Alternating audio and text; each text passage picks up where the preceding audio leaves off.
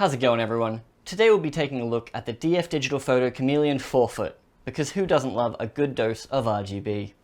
The Chameleon 4-foot from DigitalFoto is an RGBW tube light that is, you guessed it, 4 feet long. Before we go into its functions and do some setup tests, let's take a look at the design and the carrying case.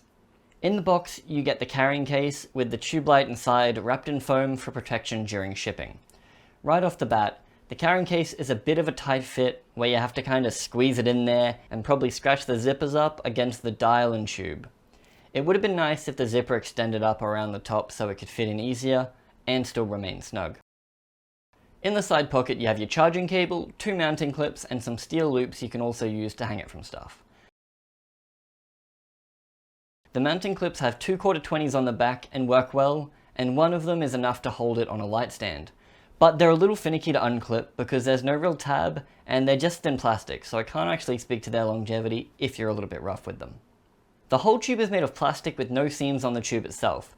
It feels rigid and strong, but I'm not about to crack it over my knee to test its limits. The glossy black finish on the back does make it feel a little bit cheap, but it is a budget tube light after all. The front diffusion is really good though. You can't see any individual LEDs and it doesn't cast any weird shadows, and each end is capped off with more plastic. And on the back, you also get a little cheat sheet of all the effects. On one end, we have the power input for charging with the included cable along with the power button. Down the other end, we have the DMX in and out ports for console control, along with 2 dials, a white and a blue so you can easily tell them apart. I think a tactile difference would have helped if it's out of reach and you can't see the color, but they are positioned front and back so you should get used to them pretty quickly. The blue dial primarily controls the brightness from 0 to 100% and navigates through the menus, and you can click it in to select those menu items. While the white dial changes the hue and color temperature, or the saturation if you click it in. Each dial clicks at each step you turn it, so you get some feedback, which I really like. It also means you'll know if you accidentally bump it and change any of the settings. All of these changes are reflected on the screen at the back that gives you all of the information you need, as well as easy to navigate menus and buttons for changing between white light, RGB, preset effects, or your group settings.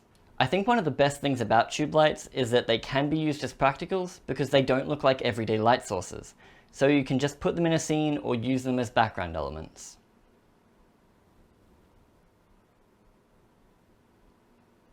This is extremely popular with music videos, sci-fi, and YouTube videos.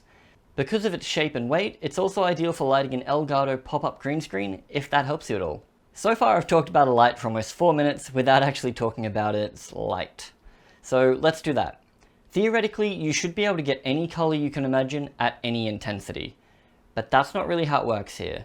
You can have almost any color. The white light color temperatures work great. It's a smooth gradation throughout the range from 2800 to 9900 Kelvin.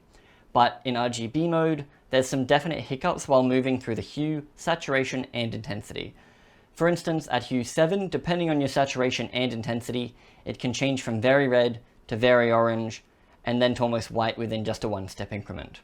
This might cause you problems depending on what exact color you're after, but to be honest, so far it hasn't actually bothered me at all.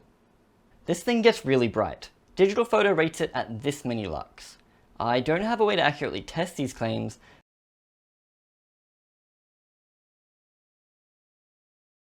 it's the only light source in the room and it's on full ball at 100% at about an arm's length away.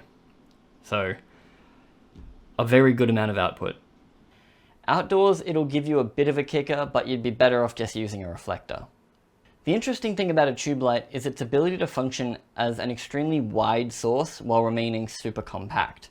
My normal key light is a Godox SL60w with a softbox super close to my face, half because the room's pretty small and half to get a really soft light on my face. However, the Chameleon 4 will actually allow me to get the same large soft source without protruding almost a meter off the wall, because it doesn't need a softbox.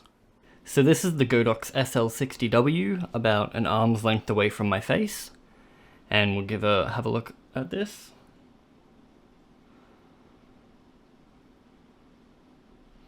Nice and soft. A little bit of a shadow in the background because I don't have the other lights on. This is the only light on me at the moment, but have a look at the catch light in my eyes. Now this is the Chameleon tube light, pretty much exactly the same distance away from the front of the softbox. and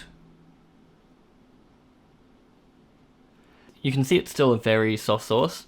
There is a lot of weird shadows going on there now, a lot more than previously, and it doesn't really matter which way I face the light, you always get some kind of the line shadow because there's nothing to fill it in or round it out. And you should be able to see a catch light in my eyes, hopefully. Hope you enjoyed that. So overall, super soft source, but if you do have a close-ish background, you will get a lot of marks on it. It's definitely easier and lighter than transporting a chunky light, power source, and softbox, but how does it compare? I'm going to be using this mainly as a hair light and to add interest and color to my YouTube videos, as well as RGB to my B-roll. So what do you guys think of the DF DigitalFoto Chameleon 4-foot tube light? It also comes in a 2-foot version if that's more your speed, but so far for the price, I'm actually quite happy with it. There are the Nanlite Parvo tubes, which I will be comparing it to in a future video. This does undercut their price point, but I think there's actually a deal if you get 2 Parvo tubes, it would be about the same price as getting 2 of these separately. Don't forget to press a couple of the buttons down below and leave a comment, and remember, nobody likes buyer's remorse. So follow the buyer's guide and hopefully I can help you avoid it. See ya!